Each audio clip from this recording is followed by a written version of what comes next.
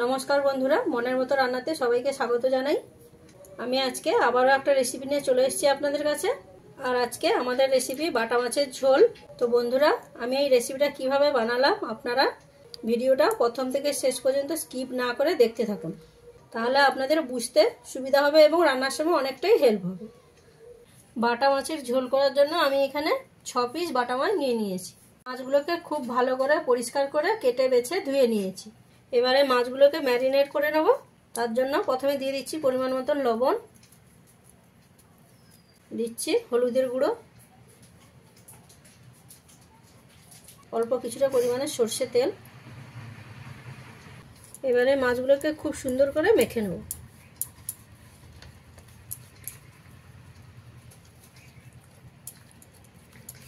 এইভাবে মাছগুলোকে খুব ভালো করে মেখে নেওয়ার পরে মাছগুলোকে আমি 5 মিনিট রেস্টে রেখে দেব। বাটা মাছের ঝোল করার জন্য দেখুন আমি এখানে 2টো মিডিয়াম সাইজের আলু নিয়ে এরকম ডুমো ডুমো করে কেটে নিয়েছি। আর নিয়েছি বেগুনও আমি এখানে 2 পিস নিয়েছি। বেগুনগুলোকেও এরকম ডুমো ডুমো করে কেটে নিয়েছি। মাছের ঝোলটা বানানোর জন্য একটা পেস্ট করে নিতে হবে। তার জন্য একটা বাটি নিয়েছি। বাটিতে দিয়ে দিচ্ছি 1.5 চামচ জিরে,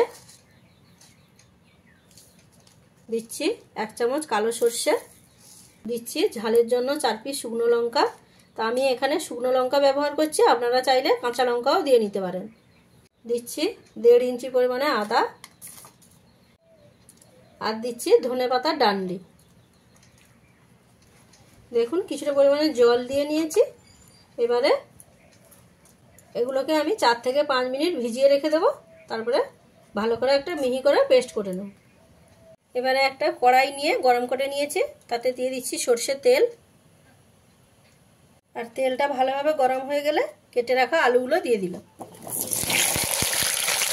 দিয়ে দিচ্ছি পরিমাণ মতন লবণ, দিচ্ছি হলুদের গুঁড়ো, দিয়ে এবারে খুব ভালো করে লাল লাল করে ভেজে নিতে হবে।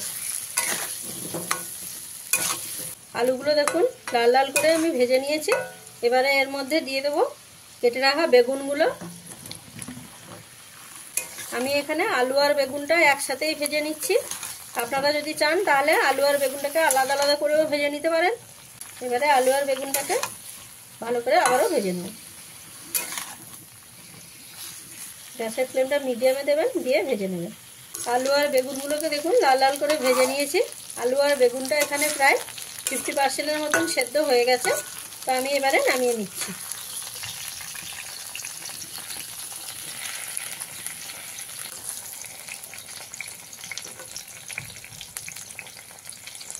ওই তেলের মধ্যে আরও একটু তেল দিয়ে দিচ্ছি। আর তেলটা গরম হলেই মাছগুলো দিয়ে আমি ভেজে নিই।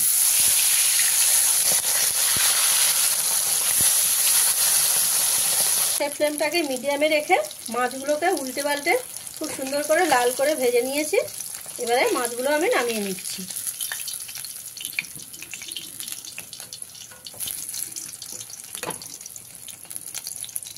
এবারে বাকি দুটো মাছগুলোকে ভালো করে ভেজে নিই। এই মাছগুলো আমি সুন্দর করে ভেজে নিয়েছি লাল লাল করে, এগুলোকেও তুলে নিচ্ছি। ওই মাছ ভাজার তেলের মধ্যেই ফোড়নে দিচ্ছি 1/2 চামচ কালো জিরে, দিচ্ছি 2টো তেজপাতা, দিয়ে ভালো করে একবার মিশিয়ে দিতে হবে। আর মেশানো হয়ে গেলে এখানে সেই মশলার পেস্টটা দিয়ে দিতে হবে। মশলাটা দিয়ে খুব ভালো করে ভেজে নিতে হবে। গ্যাসের ফ্লেমটাকে মিডিয়ামে দিয়ে ভালো করে ভেজে নিতে হবে। দেখুন মশলাটাকে কিছু সময় ধরে আমি ভেজে নিয়েছি। দেখুন আস্তে আস্তে তেলটা ছাড়তে শুরু করেছে।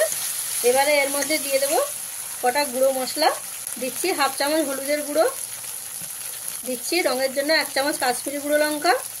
এই দুটো মশলাই এখানে দিতে হবে, আর কোনো মশলা লাগছে না। দিয়ে খুব ভালো করে আবারও মিশিয়ে দিতে হবে। খুব ভালো করে মিশিয়ে নিয়েছি। এবারে এখানে দিয়ে দেবো টমেটোর পেস্ট।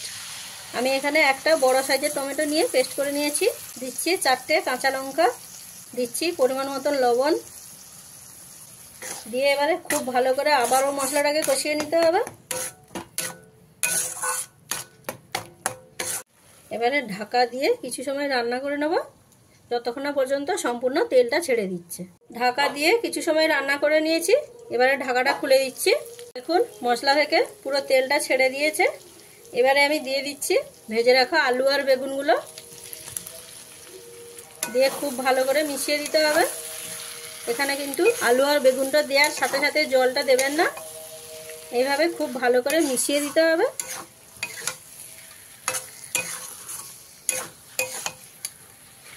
যেহেতু এখানে আলু আর বেগুনটা 50% সেদ্ধ হয়ে আছে, তাই আমি আবারও ঢাকা দিয়ে 3 থেকে 4 মিনিট রান্না করে নেব, তাহলে আলু আর বেগুনটা খুব ভালোভাবে সেদ্ধ হয়ে যাবে। ঢাকা দিয়ে 3 থেকে 4 মিনিট রান্না করে নিয়েছি। এবার ঢাকাটা খুলে দিচ্ছি। দেখুন এবারে আলু আর বেগুনটা খুব ভালোভাবে সেদ্ধ হয়ে গেছে। এবারে আবারও খুব ভালো করে একবার মিশিয়ে দিতে হবে। আর মেশানো হয়ে গেলে এখানে এবারে পরিমাণ মতন জল দিয়ে দেবো। জলটা দিয়ে নিয়েছি। এবারে গ্যাসের ফ্লেমটাকে মিডিয়ামে করে দেবো, দিয়ে খুব ভালো করে একবার মিশিয়ে দেবো। মিশিয়ে দিয়ে কিছু সময় আমি ফুটিয়ে নেব। 2 থেকে 3 মিনিট আমি জলটা দিয়ে ফুটিয়ে নিয়েছি। এবারে ভেজে রাখা মাছগুলো দিয়ে দিচ্ছি।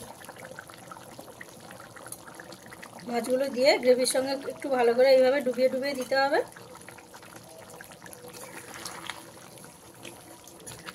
আপনাদের কাছে অনুরোধ রইল এইভাবে একবার বাটা মাছের ঝোলটা রান্না করে খেয়ে দেখবেন। খেতে কিন্তু খুবই সুন্দর হয়।